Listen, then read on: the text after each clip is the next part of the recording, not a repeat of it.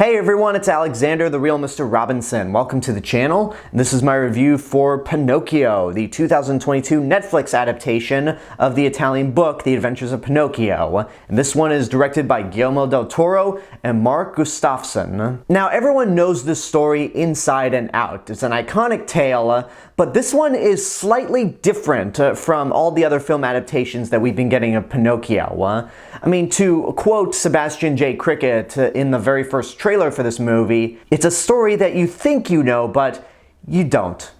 Not really. The basic core of the story is very much the same. Geppetto makes a little wooden puppet who comes to life, and the puppet has dreams of being a real boy. Except in this adaptation, it's set in a completely different time period, more specifically, fascist Italy on the cusp of World War II. There are characters in this movie that have bigger roles than they did in any of the Disney versions. Some characters are given different names entirely, and it's very dark. Very, very, very dark, but that is kind of in line with the original book. I don't know what exactly happened out there in the universe to make three film adaptations of Pinocchio possible in 2022, because I recently reviewed the Robert Zemeckis Disney Plus version back in September and thought it was atrocious. It was absolutely dreadful by all means. Not only an insult to the 1940 movie, but also an insult to the trend of Disney live-action remakes in general. And this is coming from somebody who hates this trend. This movie was so bad that it was an insult to this very trend that I think is terrible. And then there was also the Pauly Shore version from Lionsgate that came out earlier this year. You just have to think about that for a second. A Pinocchio movie that has Pauly Shore doing the voice. I never saw it, but it's one of those movies where I can instantly look at it and go, yeah, this is shit. So now we have our third adaptation. It's from Netflix, from Guillermo del Toro, and it's in the form of a stop-motion animated movie. When I reviewed Robert Zemeckis' remake earlier this year, I said, this movie has to be the good one. By default, it has to be the best film version of Pinocchio that we get this year. And it very much is. And I'm thankful to say that it's not the best version in a backhanded compliment sort of way. It is really good. Now, it is worth noting going into this movie that it is quite different than any of the other film adaptations of Pinocchio that have come before. Like I said before, it's set in a completely different time period, about 50 years after the original book was published. So because of that, there's a lot of differences that happen in this movie. Quite a few that might feel a little strange to anybody who's familiar with the Disney movies. It also goes into some really dark places. The movie opens up in World War I. Geppetto and his son are just living life. They have a great father and son bond. The son loves helping out his dad with his carving work. They're setting up this really big Jesus statue in the town church when all of a sudden the son is in the church for a little too long and there's an air raid that eventually destroys the church and kills the son. So decades later, in a drunken rage, Geppetto ends up chopping down this tree that's right next to his son's grave and turns it into Pinocchio. And the way Sebastian J. Cricket is involved is because that tree ended up being his home, where he can try to sit down and write his memoirs. So Pinocchio ends up becoming Sebastian's home, which is why he says, I actually lived in the heart of the wooden boy. And that's all the beginning of the movie. That's the first act, and you're thinking, wow, that went dark.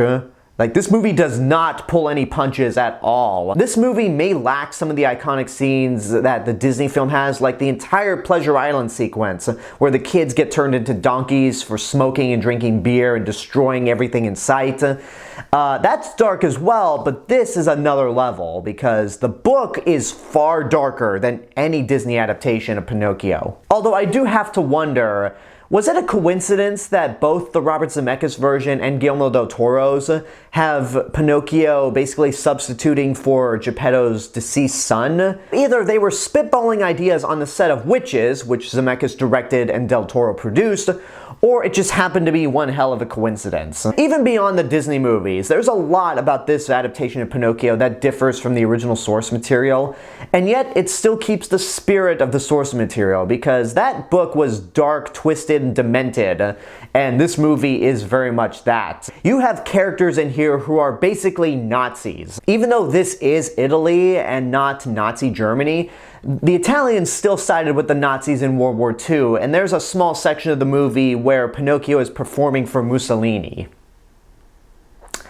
Yeah, that's a thing that actually happens in this movie. But again, it still sticks with the demented, twisted source material that is the book, and all the fascist elements don't really last that long. The bulk of the story is what it's supposed to be, the relationship between Geppetto and Pinocchio. Geppetto throughout this whole movie is trying to look at Pinocchio as a replacement for his son, but when you realize that Pinocchio is very much not his son, even though his son and Pinocchio are voiced by the same actor, Geppetto has to learn to live with that.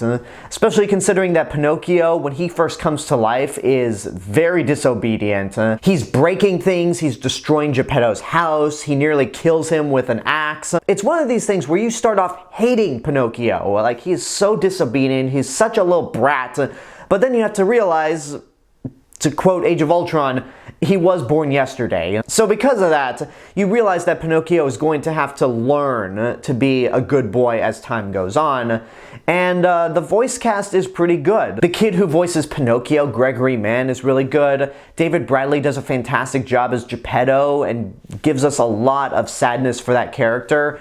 And Ewan McGregor as Sebastian J. Cricket is probably the highlight of the movie. He gets top billing, and he's not in the movie as much as both Pinocchio and Geppetto, but the performance is great, especially when we get to the end of the movie. Where he starts off as a character and where he ends is absolutely fantastic. And it ultimately gives Cricket more to do, and he's more of a fleshed out character than Jiminy Cricket was in the Disney version. You also have Tilda Swinton, Christoph Waltz as Count Volpe, who is pretty much the Stromboli equivalent as well. And Christoph Waltz does a great job at being a villain. I mean, he was a Nazi in Inglourious Basterds, so of course he'd be a great bad guy. And he's more of the main villain throughout the movie. He has a much bigger role than Stromboli in the other Pinocchio film versions. You also have Ron Perlman, who plays a fascist government officer, and he's pretty much the equivalent of the coachman.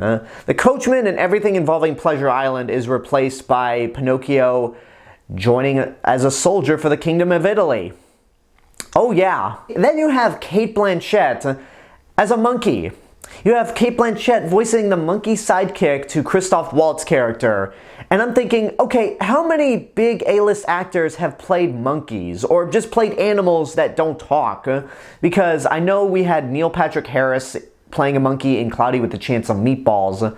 What else is there? Although I have to be totally honest, this is the best movie Cate Blanchett has been in all year. Sorry, I still don't like Tar. She's fantastic in that movie, and that's the only thing it's got going for it. So the overall cast is fantastic, and all the designs are incredible. I mean, one of the big advantages of this being a stop-motion animated movie is that you have so many people working behind the scenes just carving these real sets, building these characters, and making them look very distinct from one another. It's an absolutely gorgeous movie to watch, and there's so many creative decisions that happen throughout that just make it breathtaking. I mean, Guillermo del Toro always has a great visual style, and this movie is no exception. I don't have many things to say that would be considered negative.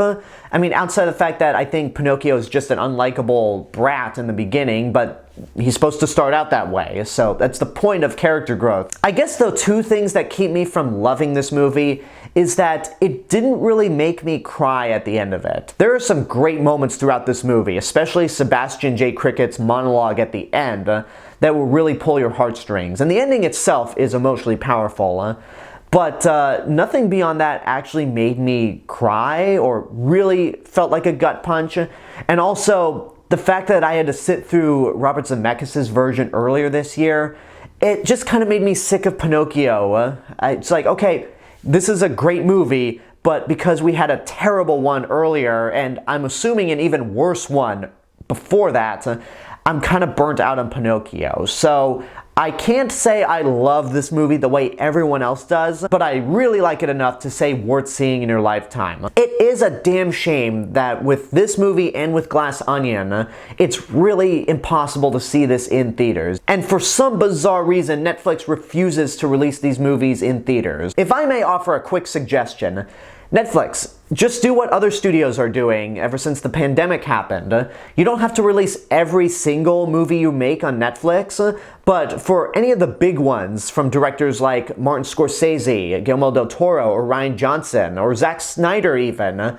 release them in theaters for a full month, not select theaters, but mainstream theaters for a full month, see what they make at the box office, and then you can actually release them on Netflix. It seems to be a strategy that's worked out for a few movies released by major studios, and considering the amount of money Glass Onion made during its 1 week in theaters, you've got nothing to lose, so something to consider, Netflix. But as for Guillermo del Toro's Pinocchio, it's still really good regardless of me not loving it the way everyone else does. And there you go, that's my review for Guillermo del Toro's Pinocchio. I hope you enjoyed it, and now I want to know what you guys think about the movie. If you've seen it, what did you think? Whatever the case may be, let me know in the comments below. Don't forget to like the video, subscribe to the channel, and hit the bell button to get notifications. You can also follow me on Facebook, Twitter, Instagram, go check out my Twitch channel, and support me on Patreon. I'll see you guys in the next video, but until then, have a good day, and take care of yourselves.